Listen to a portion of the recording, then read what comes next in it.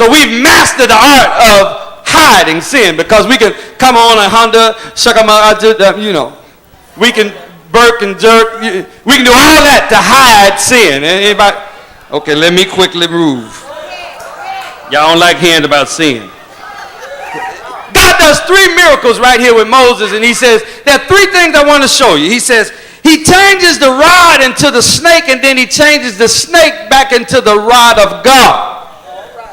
He doesn't stop and change it back into what it was. When Moses had it in his hand, it was just a piece of wood that was dead, but God called something out of the dead thing to come alive, and now it becomes this powerful tool that as you read the story of the Exodus, you'll see it being used throughout the whole process, because it not only was able to turn into a snake, but it was able to get water out of a rock. Now, I don't know about you, but I ain't never seen water coming out of no rock. This rod is now powerful because it's no longer Moses' rod. Now it has been transformed, it has been renovated into the rod of God.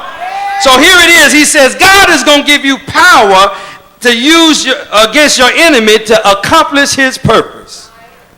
Second miracle. Normal flesh goes into his bosom. Comes out, it now is disease because of sin. And God has now called it to be healed flesh when it comes out. See, one thing about getting a healing, it now gives you a testimony. See, you'll never know the power of God until you have to go through something where you have to experience the power of God working in your life. Now, last time I checked, don't tell me nothing about being sick if you ain't been sick. Don't tell me that God is a healer if you've never had him heal you. How would you have the power to convince me? But if you've been sick and the Lord raised you up, he says he's no respecter of person. So what he do for you, he will do for me. Touch your neighbor and say he'll do it for you too.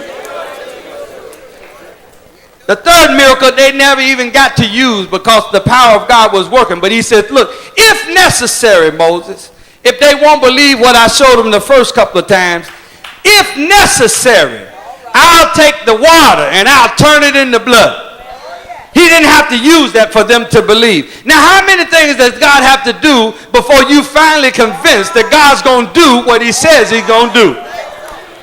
Have you hardened your heart like Pharaoh and then God has to break you down like a double-barrel shotgun and prove to you that he still is God? Finally, and I'm running to a close. He does for Moses what only God can do. He provides the prototype of resurrection.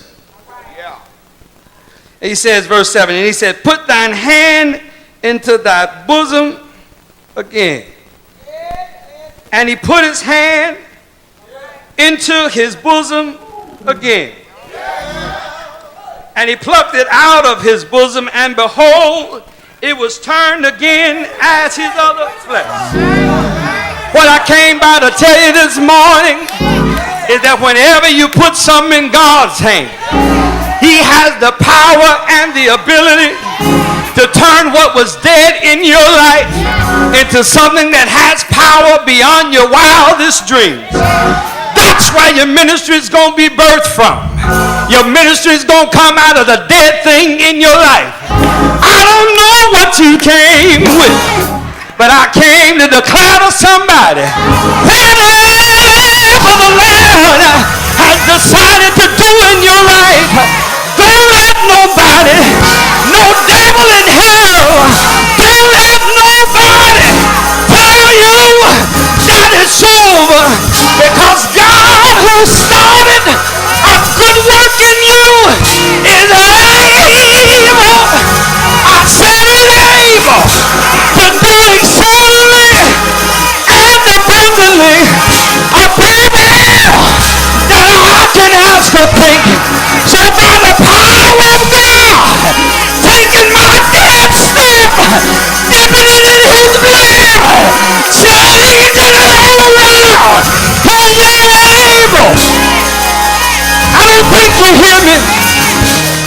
What you've been carrying around about, the thing that you've been trying to deal with,